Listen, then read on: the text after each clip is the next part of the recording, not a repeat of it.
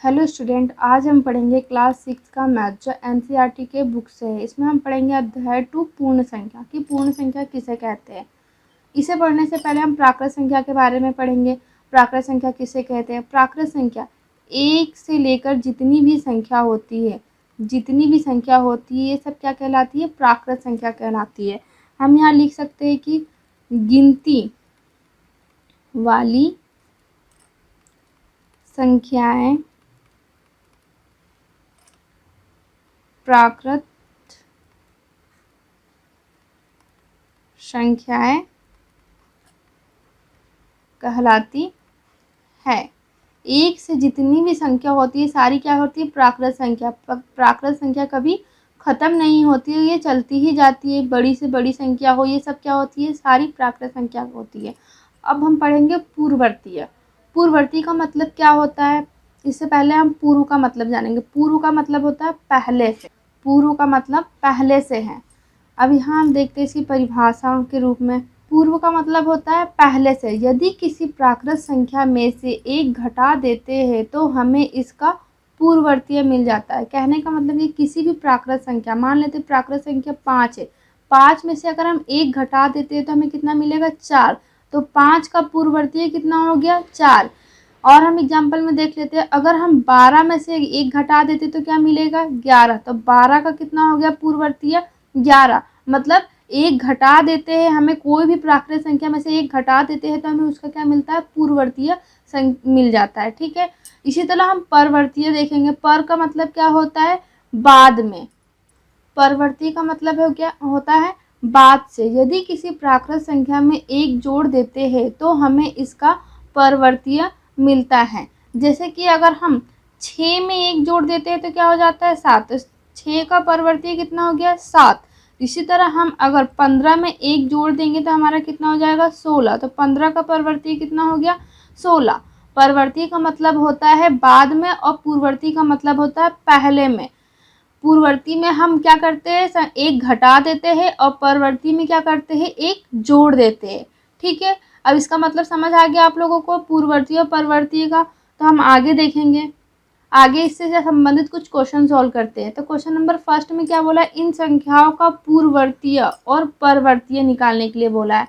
हम इनका क्या निकालेंगे? पूर्ववर्तीय और परवर्तीय। पूर्ववर्तीय मतलब क्या होता है? पहले की संख्या निकालेंगे एक, और परवर्तीय मतलब एक बाद की संख्या निकालेंगे। तो हम क्वेश्चन नंबर फर्स्ट देखेंगे। इसका हम पहले कॉलम बना लेते हैं। यहाँ पे हम लिख लेते हैं संख्या जो दी है 19, 1997, 12,000, फिर क्या दिया? 49, फिर 1,00,000। यहाँ पे हम लिख लेते हैं पहले क्या निकालेंगे हम? पूर्ववर्ती। यहाँ पे निकालेंगे परवर्ती। पूर्ववर्तीय निकालने के लिए क्या करते हैं? हम एक घटा देते हैं। तो हम 19 में से एक घटा देंगे तो क्या हो जाएगा? 18। तो 19 का पूर्ववर्ती कितना हो गया? 18। परवर्ती निकालने के लिए क्या करते हैं? एक जोड़ देते हैं तो कितना हो जाएगा? 20। अब यहाँ पे भी एक घटा देंगे।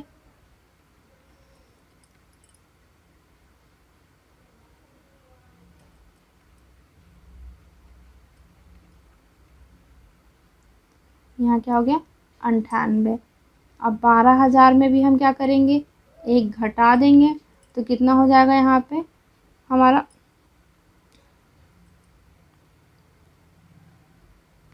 12,000 में एक घटा देते तो 11,199। यहाँ पे 12,000 में हम एक जोड़ देते हैं तो कितना आ जाता है हमारे पास? 12,001। यहाँ पे 49 में एक घटा देते हैं तो क्या हो जाता है? 48। और 49 में एक जोड़ देते हैं तो कितना आ जाता है? 15। 1,00,000 में हम इसी तरह यहाँ देखेंगे। 1,00,000 में एक घटा देंगे तो कितना हो जाएगा? यहाँ पे 99,999। और यहाँ पे एक जोड़ देंगे। एक जोड़ देंगे तो क्या हो जाएगा? 1,00,001 हो जाएगा। अब यहाँ पे कितना है? 2,44,000 क्या कितने का? 24,40,701 में जोड़ देंगे, हम 1 घटा देंगे। अब हमने इसका क्या निकाले, पूर्ववर्तीय और परवर्तीय संख्या निकाल ली है। अब क्वेश्चन नंबर 2 में क्या बोला है, क्या कोई ऐसी प्राकृत संख्या है जिसका कोई पूर्ववर्तीय नहीं है। क्या बोला है, पूर्ववर्तीय नहीं है। हमें देखनी कि ऐसी कोई प्राकृत संख्या होती है जिसका पूर्ववर्तीय नहीं। तो प्राकृत संख्या कहाँ से शुरू होती है, 1 से शुरू होती है, 1 से ये हमारी शुरू होती है और ऐसे ही चलती जाती है। तो हम अगर 4 का निकालेंगे पूर्ववर्तीय तो क्या निकलेगा, 3। अगर 3 का निकाले तो 2 निकल जाएगा। अगर 2 का निकालना चाहे तो क्या निकलेगा, 1। पर 1 का निकालेंगे तो क्या निकलेगा, 1 के आगे तो कोई संख्या नहीं है हमारी, कोई भी प्राकृत संख्या होती नहीं, क्योंकि 1 से ही प्राकृत संख्या शुरू होती है हमारी। तो यहाँ क्या आ जाएगा, नहीं। क्या बोला है यहाँ पे, जिसका कोई पूर्ववर्तीय नहीं है। क्या है, 1 है ऐसी संख्या, 1 ऐसी संख्या है जिसका कोई भी पूर्ववर्तीय नहीं है। ठीक है, क्या कोई ऐसी प्राकृत संख्या है जिसका कोई परवर्तीय नहीं है, जिसका कोई अंतिम प्राकृत संख्या है।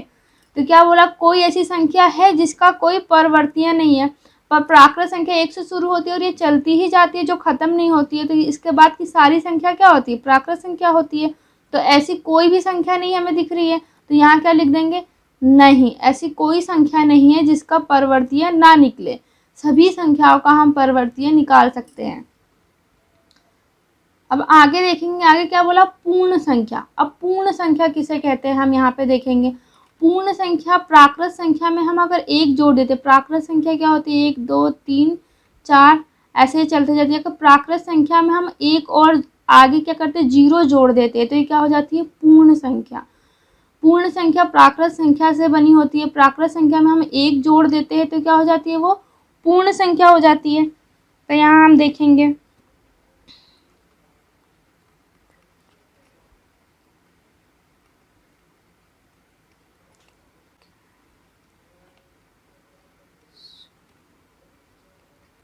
पूर्ण संख्या प्राकृत संख्या में शून्य के साथ मिलकर पूर्ण संख्याएं बनाती है। प्राकृत संख्या में शून्य के साथ मिलकर पूर्ण संख्या बनाती है। अब इसमें क्वेश्चन फर्स्ट क्या बोला है, क्या सभी प्राकृत संख्या पूर्ण संख्या होती है। क्या सभी प्राकृत संख्या क्या होती है, पूर्ण संख्या। तो प्राकृत संख्या क्या होती है, 1 से शुरू होती है। तो यहाँ 1 के बाद क्या होती है, पूर्ण संख्या में क्या होता है, इसमें 0 से शुरू होती है। तो ये सारी संख्या भी क्या हो जाती है, पूर्ण संख्या हो जाती है। तो क्या लिखेंगे यहाँ पे, हाँ, सारी प्राकृत संख्या क्या होती है, पूर्ण संख्या होती है। फिर आगे क्या बोला है यहाँ पे, क्या सभी पूर्ण संख्या प्राकृत संख्या भी होती है। क्या सभी पूर्ण संख्या में क्या होता है, 0 भी हो जाता है। तो 0 प्राकृत संख्या तो नहीं होती है। तो हम यहाँ पे क्या लिखेंगे, नहीं। सभी प्राकृत संख्या पूर्ण संख्या तो हो जाती है, लेकिन सभी पूर्ण संख्या प्राकृत संख्या नहीं होती। यहाँ बोला सबसे छोटी पूर्ण संख्या कौन सी है। सबसे छोटी पूर्ण संख्या क्या है, इसमें 0 है। तो यहाँ पे क्या हो जाएगा, 0। यहाँ हमें बताना है सबसे छोटी प्राकृत संख्या कौन सी है। सबसे छोटी प्राकृत संख्या कौन सी हो जाएगी, 1। सबसे छोटी प्राकृत संख्या यहाँ पे क्या है, 1। आगे हमें बताना है संख्या रेखा। अब संख्या रेखा क्या होती है, तो यहाँ पे एक रेखा होती है। संख्या रेखा के सबसे शुरू में ये रेखा ऐसे चलती जाएगी यहाँ पे आगे तक। संख्या रेखा में क्या होती है, यहाँ पे सबसे शुरू में 0 होता है। फिर इसके बाद बराबर दूरी पे, ये स्केल की सहायता से हम बना सकते हैं, बराबर दूरी पे सबकी दूरी बराबर होना चाहिए। अगर ये 1 सेंटीमीटर है तो ये भी 1 सेंटीमीटर की दूरी पे ही होना चाहिए। ये ऐसे चलती जाती है। ठीक है, ये क्या होती है, संख्या रेखा। और इस पे हम दर्शाते हैं दूरी, अंकों को। संख्या रेखा पर योग, हम संख्या रेखा पर क्या करेंगे, संख्या रेखा इस पे योग करना है। जैसे कि हम मान लेते हैं यहाँ पे कि 5 + 3 करना है। हमें क्या करना है, 5 + 3। अब संख्या रेखा पे हम देखेंगे 5 + 3 को हम कैसे दर्शा सकते हैं। तो यहाँ पे हम संख्या रेखा बनाएंगे, इधर क्या करेंगे, 0 और बराबर दूरी पे हम ये 1 2 3 इसको दर्शाएंगे यहाँ पे। ये क्या हो गया, बराबर दूरी पर। अब क्या बोला है, 5 + 3 हमें देखना है संख्या रेखा पे। तो हमारा 5 है, तो हम यहाँ पे क्या करेंगे, पहले 5 पे जाएंगे। यहाँ से कहाँ पे जाएंगे, हम 5 पे जाएंगे। 5 प्लस क्या बोला है, 3। तो 3 पे 5 के बाद कितनी, 3 आना चाहिए। तो यहाँ पे हम जाएंगे ऐसे 1, ये 2, ये 3। 5 और 3 कितना हो गया यहाँ पे 8। हम ऐसे इसका योग बताते हैं। ऐसे ही हम एक और कर लेते हैं, 2 + 6 क्या होगा। तो हम संख्या रेखा पे यहाँ पे बनाएंगे। यहाँ क्या हो जाएगा 0, 1, 2, 3, 4, 5, 6, 7, 8, ये 9। सबसे पहले क्या बोला 2, तो 2 यहाँ है, 2 के +6 तो हम +6 करेंगे। ये क्या हो गया 1, 2, 3, 4, 5, 6। 2 + 6 कितना हो जाता है 8। तो यहाँ पे हम लिख सकते हैं 8। समझ आया संख्या रेखा पे जोड़ कैसा होगा, संख्या रेखा पर योग। अब हम सीखेंगे संख्या रेखा पर घटा। संख्या रेखा पर घटा सीखने के लिए हम यहाँ पे एक एग्जाम्पल ले लेते हैं, 8 - 3। 8 - 3 के लिए हम क्या करेंगे, पहले संख्या रेखा बनाएंगे। ठीक है, अब संख्या रेखा पर हम यहाँ पे 0, 1, 2, 3, 4, 5, 6, 7, 8, 9। क्या बोला है 8 - 3, तो हम सबसे पहले 8 पे जाएंगे। जब हमें प्लस करना होता है तो हम राइट तरफ जाते हैं, और जब माइनस करना होगा तो हमें लेफ्ट तरफ जाना होगा। तो यहाँ क्या करना है, घटा करना है माइनस, तो हम क्या करेंगे इसमें लेफ्ट तरफ जाएंगे। तो 8 में से क्या घटाना है 3, तो हम 8 में से 3 घटाएंगे तो इधर जाएंगे 1, 2, 3, कितना आएगा यहाँ पे 5। कितना आ जाएगा संख्या रेखा पर 5। अब इसी का हम एक और एग्जाम्पल देख लेते हैं। यहाँ पे हम एक एग्जाम्पल देख लेते हैं, 3 - 2। 3 - 2, देखिए संख्या रेखा पे हम बना लेते हैं 0, 1, 2, 3। ठीक है, अब यहाँ पे क्या है संख्या रेखा पर 3 है, 3 में से 2 घटा करना है, तो ये 1 और ये 2, कितना यहाँ पे है 1। तो क्या हो जाएगा यहाँ पे 1। हम इधर की साइड जाएंगे।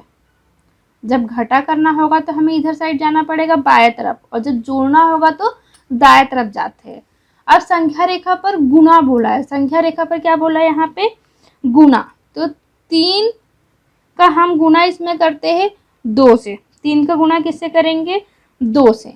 तो हमें क्या करना है 3 का गुना 2 से करेंगे तो कितना, यहाँ पे एक संख्या रेखा बना लेते हैं। यहाँ पे क्या हो जाएगा 0, 1, 2, 3, 4, 5, 6, 7। अब संख्या रेखा पर क्या करना है 3 का गुना करना है 2 से। तो हम 3 पे जाएंगे, गुना किससे करना है 2 से करना है। तो हमारा कितना हो जाएगा, यहाँ पे हमें क्या करना है 3 का गुना 2 से। तो हम क्या करेंगे यहाँ से करेंगे, पहले क्या होगा 3 का गुना हमें 2 से करना है, तो गुना करने के लिए क्या करेंगे 0 से हम पहले 3 का गुना करना है 2 बार। तो 3 पे गए, 3 से फिर हम इस पे जाएंगे 2 बार जाएंगे, तो क्या हो गया यहाँ पे 6। तो 3 का गुना करेंगे हम 2 में 6 बार, हम इस तरीके से इस पे दर्शाएंगे। इसी तरह हम यहाँ पे 2 × 5, 2 × 5 को हम कैसे करेंगे, ये संख्या रेखा मान लेते हैं 0, 1, 2, 3, 4, 5, 6, 7, 8, 9, 10। क्या बोला 2 का गुना 5 से, तो हम 5 बार करेंगे 2 का। तो ये क्या हो गया 1, 2, 3, 4, 5, कितना हो जाएगा यहाँ पे 10। संख्या रेखा पर गुना हम ऐसे करेंगे।